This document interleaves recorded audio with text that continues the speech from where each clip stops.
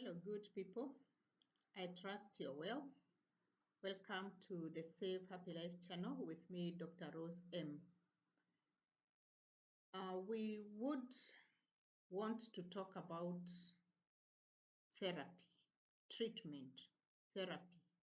Not the treatment of hospitals, the ordinary treatment, but treatment of the mind, mental health. Recently, there have been reports of children killing their parents, something that is difficult to fathom.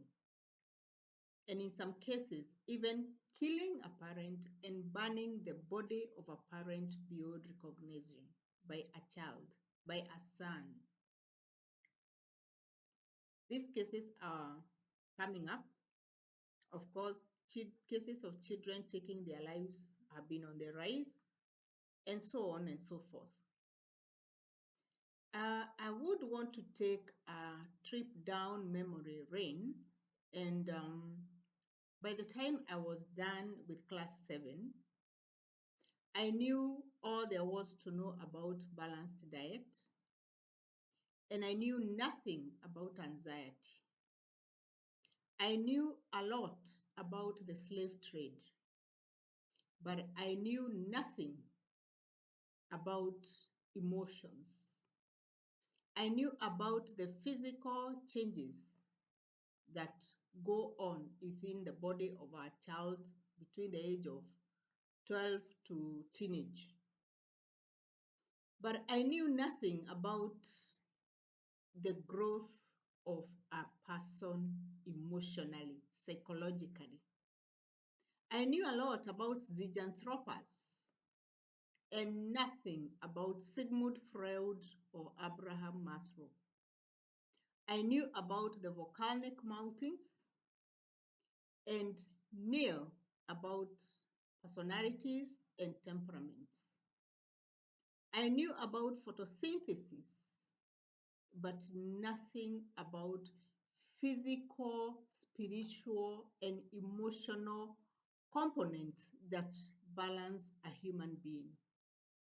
By the time I was done with high school, I knew about nautical miles. I could calculate nautical miles, but I couldn't do anything about personal emotions when I did not get the desired A. I knew about the world wars, the wars of independence, but zero about the stages of grief. I could calculate the angle of elevation, but nothing about bipolar, manic, or depression. I could calculate the angle of depression, but not depression in a human being. I knew about antenatal, postnatal clinics, but zero about counseling clinics. I could analyze the character or persona in the literature set books, but could not analyze my own personality. I knew about reflection in a mirror, but nothing about reflection as in meditation. Reflection, I knew about it, but behavior, nothing about behavior in terms of human behavior. For me, human behavior, as in high school, was a list of do's and don'ts in the school rules. I knew the body temperature. I knew if it goes up or goes lower than the normal 36 point something, that there was something wrong. But I didn't know anything about the breaking point of stress. What am I trying to say? That in Kenya, our education system has prepared us for everything under the sun, but did not prepare us psychologically to deal with our mental health. there was little, if any, mental health covered in school. In fact, there was nothing. What does that tell us?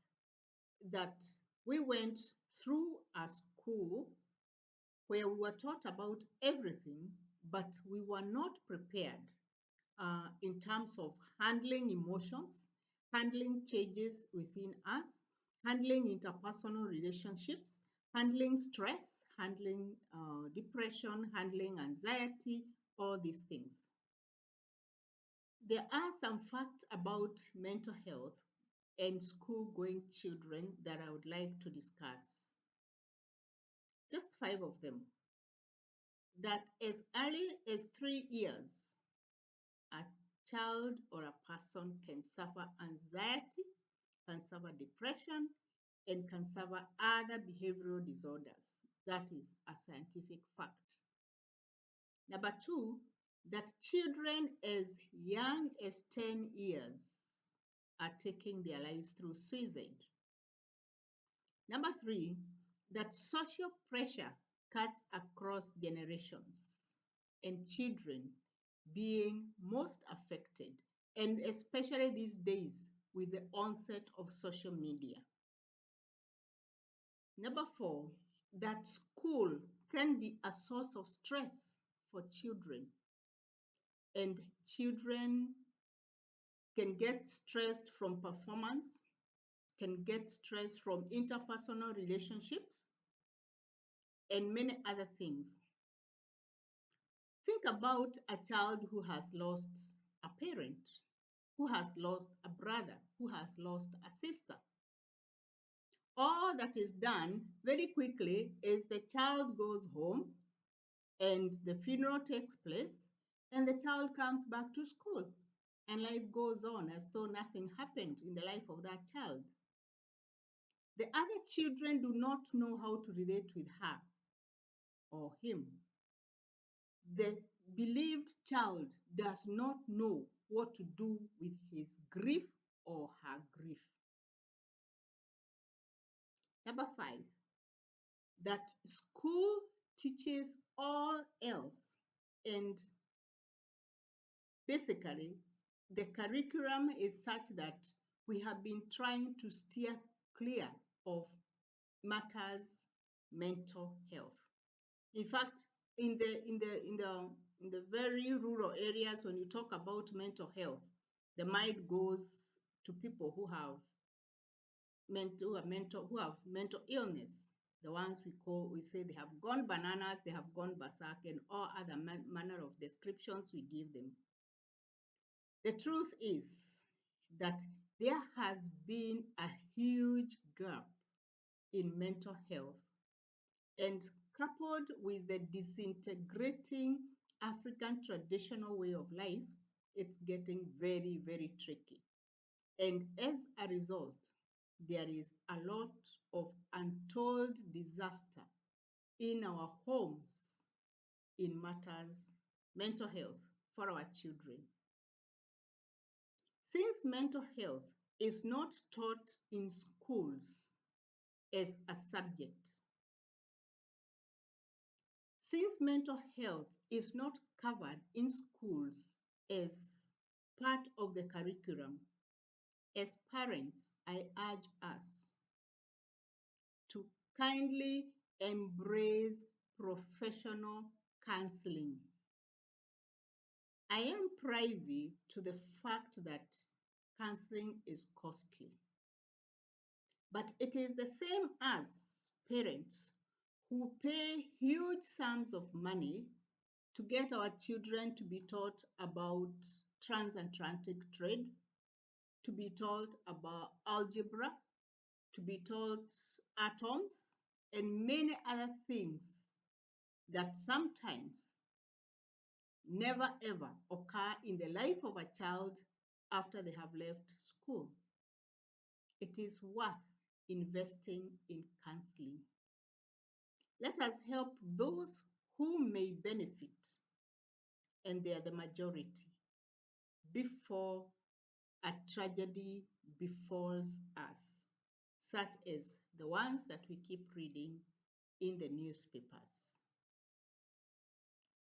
As I do this clip today, it is very sad that a Form 1 child in Kiambu actually is alleged to have confessed to have killed her siblings and even a cousin.